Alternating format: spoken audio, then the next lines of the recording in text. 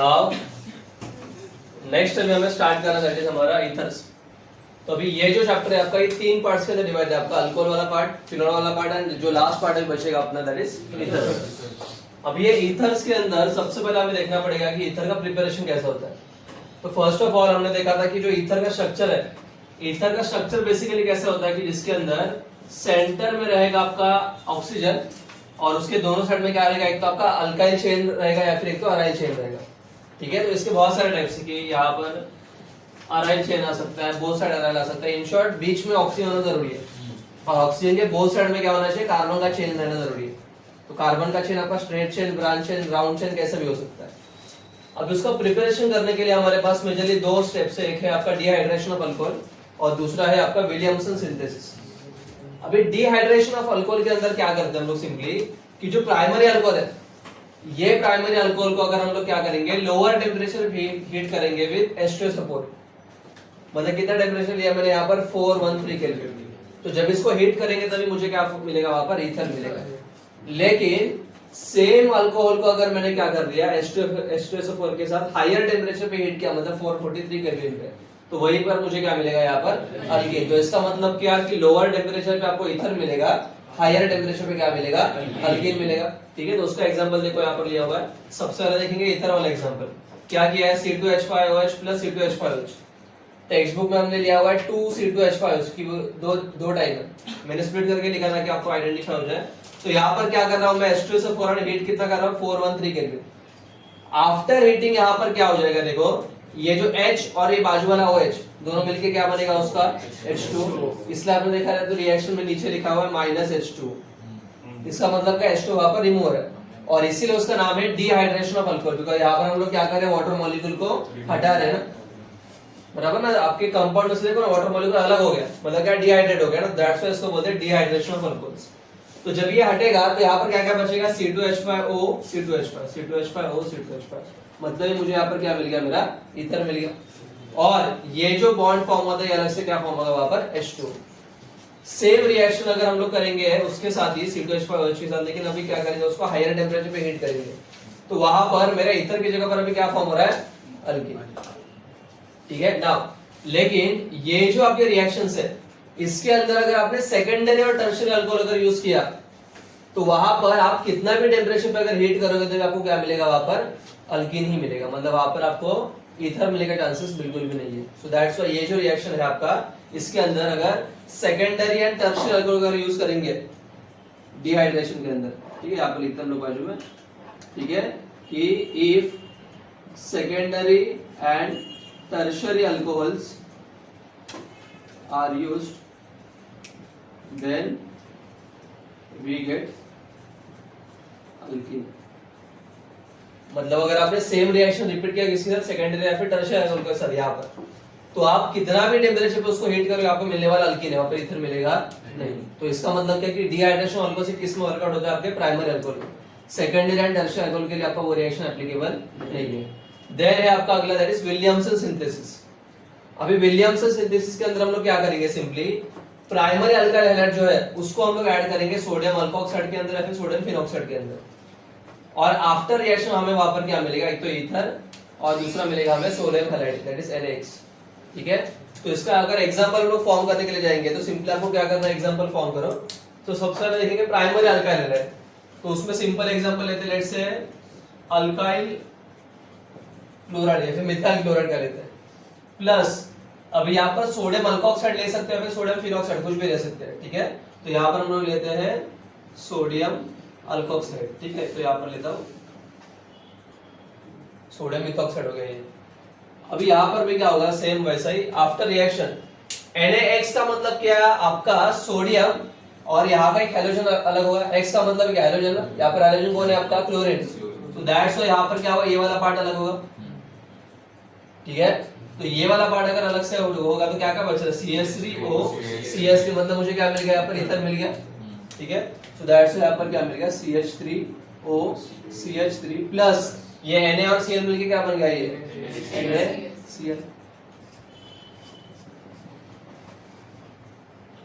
मतलब मुझे यहाँ पर क्या मिल गया, सिमेट्रिक ईथर्स मिल गया। सिमिलरली मैं क्या कर सकता हूँ, यहाँ पर अराइल चेन भी ले सकता हूँ, मतलब क्या सोडियम फेनॉक्साइड भी ले सकते हैं हम लोग वहां पर। ये जो है आपका, यहाँ पर सोडियम फेनॉक्साइड के लिए क्या फर्क होगा, सिर्फ यहाँ पर बेंजीन का चेन आएगा ना, फेनॉक्साइड का मतलब है जिसमें बेंजीन आएगा। तो सिमिलरली कुछ चेंजेस नहीं होगा, बस यहाँ पर बेंजीन आएगा, ये CH3 की जगह पर क्या आ जाएगा, बेंजीन जाएगा। तो जिसको ये वाला रिएक्शन समझ में आ गया जनरल रिएक्शन, वो ऑटोमेटिकली एग्जाम्पल फॉर्म कर सकता है। तो उसका जनरल रिएक्शन आपको दिया भी, देखो टेक्स्ट बुक में भी क्या दिया हुआ जनरल रिएक्शन, देखो ये अल्काइल हैलाइड का केमिकल फार्मूला क्या होता है, RX, R का मतलब अल्काइल ग्रुप, X का मतलब हाइड्रोजन, प्लस यहाँ पर क्या होता है NaOCH3 का मतलब क्या होता है, अल्काइल चेन, गिव्स क्या फॉर्म होगा यहाँ पर, सेम वही, क्या आपका पहला तो ईथर फॉर्म होगा, ईथर कैसे फॉर्म होगा आपको, ये अलग होगा ना यहाँ पर, तो ROR प्लस ये Na और X, करेक्ट है। वैसे आपको दिया गया फिनॉक्साइड का भी सेम, क्या RX प्लस NaO, अल्काइल की जगह पर कौन सा चेन आएगा, अभी अराइल चेन आएगा। आफ्टर रिएक्शन यहाँ पर क्या होगा, RO और ये AR जुड़ेगा अभी, और बचा हुआ बीच में क्या था आपका NaX, वो तो अलग से फॉर्म होगा NaX, ठीक है। तो इस तरीके से हम लोग क्या कर सकते हैं, फिनॉक्साइड का भी एग्जांपल ले सकते हैं। चलिए तो एक एग्जांपल लेके देखते हैं। तो क्या करेंगे, सेम वैसे करते हैं अभी, अल्काइल क्लोराइड प्लस यहाँ पर NaOAr, मतलब NaO और यहाँ पर एक बेंजीन का चेन ले लेता हूं, तो क्या आएगा NaO, ठीक है, और यहाँ पर कोई भी बेंजीन का चेन ले लेंगे, ठीक है। तो यहाँ पर भी क्या हो जाएगा, आफ्टर रिएक्शन सेम वैसा ही, ROR मतलब क्या, अल्काइल ग्रुप कौन सा आपका, CH3, O क्या करना है, सिंपली ये वाले पार्ट को बीच में से हटा दो, वो है ही नहीं, ऐसा मन में पकड़ो, बचा हुआ सब एक साथ लिख दो, तो CH3O और ये बेंजीन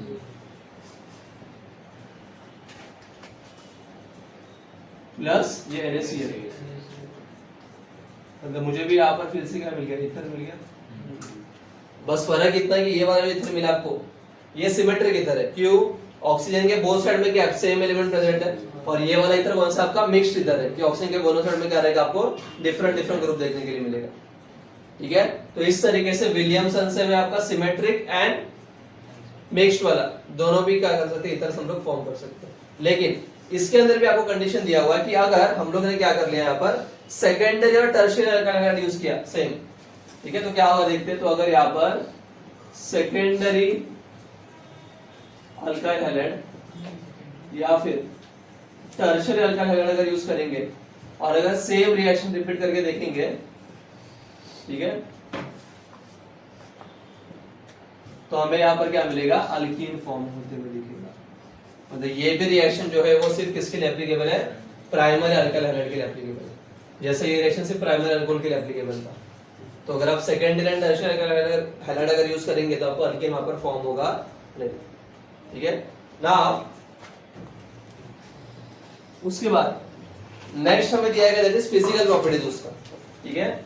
अभी देखेंगे कि ये फिजिकल प्रॉपर्टीज कैसे वर्कआउट होते हैं, वो देखेंगे एक एक करके। सो अब ये फिजिकल प्रॉपर्टीज के अंदर हम लोग क्या देखेंगे, यहाँ पर दो पार्ट देखेंगे। फर्स्ट पार्ट रहेगा आपका फिजिकल स्टेट और बॉइलिंग पॉइंट। अगर हम लोग ऑब्जर्व करेंगे तो हमारे डाइमिथाइल ईथर और इथाइल मिथाइल ईथर्स, ये दो ही ईथर ऐसे जो आपके गैसियस फॉर्म में, बाकी सारे के सारे ईथर्स क्या रहेंगे, आपके लिक्विड फॉर्म में रहेंगे। मतलब ये दोनों एक्सेप्शंस है कि जितने भी ईथर्स अवेलेबल है अब तक, ये सारे के सारे ईथर लिक्विड फॉर्म में, और उसका जो स्मेल रहता है एकदम प्लेजेंट रहता है, मतलब थोड़ा फ्रूट जैसा स्मेल रहता है उसका।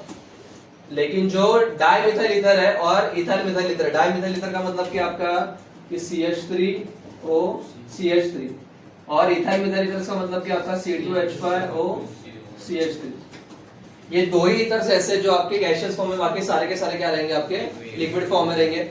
सेकंड जो है कि जितने भी लोअर ईथर्स है, लोअर ईथर्स का मतलब जिसमें नंबर ऑफ कार्बन कम रहेंगे, ये जनरली वोलेटाइल होते हैं और हाईली इनफ्लेमेबल, मतलब क्या जल्दी से फायर कैच कर लेते हैं। एंड जो थर्ड है हमारा property that is boiling point जो है ईथर्स का, ये डिपेंडेंट होता है आपके मॉलिक्यूलर मास के ऊपर, कि कंपाउंड का मॉलिक्यूलर मास जितना हायर रहेगा उतना क्या होगा, आपका बॉइलिंग पॉइंट उसका ज्यादा रहेगा। और ये मॉलिक्यूलर मास कैसे आइडेंटिफाई कर सकते हैं आप, कि जिसमें नंबर ऑफ कार्बन ज्यादा रहेगा उसका मॉलिक्यूलर मास भी क्या है, ज्यादा। तो आपको एग्जाम में क्वेश्चन आ सकता है कि आपको दो कंपाउंड देंगे ईथर्स के और आइडेंटिफाई करने के लिए बोलेंगे कि बॉइलिंग पॉइंट हायर किसका रहेगा। वैल्यू लिखने के लिए कभी नहीं आएगा कि एग्जैक्टली वैल्यू बताओ कितना बॉइलिंग पॉइंट है, आपको सिर्फ आइडेंटिफिकेशन के लिए आएगा कि इसमें किसका बॉइलिंग पॉइंट ज्यादा रहेगा, किसका कम रहेगा, दैट्स इट, ठीक है। देन उसके बाद पोलैरिटी एंड सॉल्युबिलिटी। अभी इसमें और एक पॉइंट है कि बॉइलिंग पॉइंट जो है बहुत बार क्या होता है, सेम नंबर ऑफ कार्बन होते हैं दोनों साइड में, एट दैट टाइम आप देखोगे ब्रांचिंग, ठीक है, तो वो भी बाजू में लिखे देता है यहाँ पर कि अगर आपका जो बॉइलिंग पॉइंट है of ethers it is inversely proportional to the branching, मतलब जितने ज्यादा ब्रांचेस आएंगे किसी भी कंपाउंड के अंदर उतना क्या होता है उसका बॉइलिंग पॉइंट डिक्रीज होते जाएगा वहां पर। तो इन केस अगर ऐसा कोई एग्जांपल आ गया कि दोनों में दो सेम कार्बन दिख रहे हैं आपको, तो एट दैट टाइम क्या देखो उसमें ब्रांचेस कितना देखो, जिसमें ब्रांचेस ज्यादा रहेगा उसका बॉइलिंग पॉइंट कम रहेगा, जिसमें ब्रांचेस नहीं है उसका बॉइलिंग पॉइंट ज्यादा रहेगा, ठीक है। देन उसके बाद नेक्स्ट है पोलैरिटी एंड सॉल्युबिलिटी। सबसे पहले देखेंगे कि वो पोलर है कि नॉन पोलर है।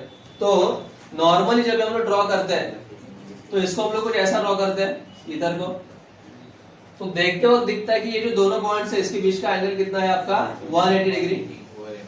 अगर वैसा अगर होता था तो क्या होता था, इसका डायपोल मूवमेंट और इसका डायपोल मूवमेंट दोनों एक दूसरे को क्या करते थे, कैंसिल करते थे, बिकॉज़ दोनों का डायरेक्शन क्या है, अपोजिट। लेकिन इन रियलिटी ये जो एंगल है दोनों के बीच का वो एंगल कितना है, तो वो रहता है आपका 110 डिग्री। सो दैट्स व्हाई दोनों का भी जो डायपोल मूवमेंट से कैंसिल आउट होता है, तो और यही रीजन है जिसकी वजह से क्या होता है, ईथर जो है उसके अंदर थोड़ा सा स्मॉल डायपोल मूवमेंट होता है, और ये स्मॉल डायपोल मूवमेंट की वजह से क्या रहेगा, इसका जो नेचर रहता है वो कैसा रहता है, वीक पोलर रहता है। लेकिन ये वीक पोलर होने के बावजूद भी क्या होता है, इसका जो बॉइलिंग पॉइंट जो है, ये बॉइलिंग पॉइंट जो रहता है थोड़ा बहुत अल्केन के जैसा रहता है, मतलब अल्केन्स और इसका बॉइलिंग पॉइंट दोनों मोस्टली सिमिलर ही होता है वीक पोलर होने के बावजूद भी। देन अगला रहेगा आपका सॉल्युबिलिटी। सॉल्युबिलिटी डिपेंडेंट रहता है आपके इंटरमॉलिक्यूलर हाइड्रोजन बॉन्डिंग के ऊपर। तो हमने देखा था कि जो अल्कोहल्स रहते हैं, ये अल्कोहल्स के अंदर इंटरमॉलिक्यूलर हाइड्रोजन बॉन्डिंग था ऑलरेडी, ठीक है, लेकिन ईथर के अंदर ये कुछ प्रेजेंट है ही नहीं। लेकिन फिर भी इसका सॉल्युबिलिटी जो है ये अल्कोहल से ऐसा ही है, मतलब जैसे अल्कोहल डिसॉल्व होते हैं वाटर के अंदर, वैसे सिमिलरली आपको ईथर भी डिसॉल्व होते हैं। अभी आप बोलोगे सर उसमें तो इंटरमॉलिक्यूलर हाइड्रोजन बॉन्डिंग था। जब भी कोई ऑब्जेक्ट आपके वाटर के अंदर डिसॉल्व होता है, वाटर किसका फॉर्म हुआ, H2।